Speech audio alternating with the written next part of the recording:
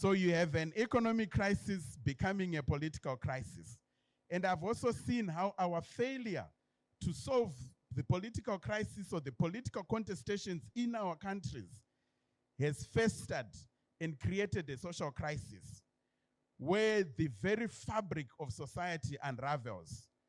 Solidarity breaks down, trust in leaders breaks down, trust in institutions breaks down. Individualism takes center stage. We even create individual solutions to social problems.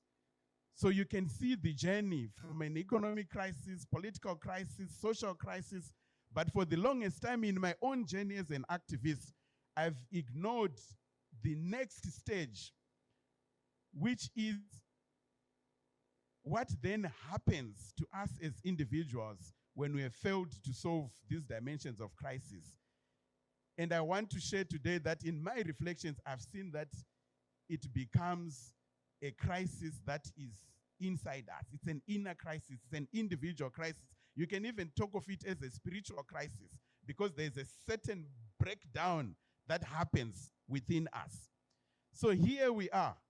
We are the same people who have experienced all of this and the same people who have become broken inside. We are wounded.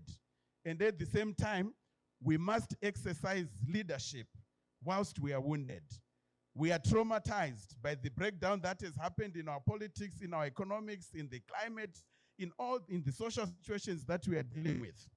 And yet, at the same time, we are the change makers that must lead from this limping and from this woundedness.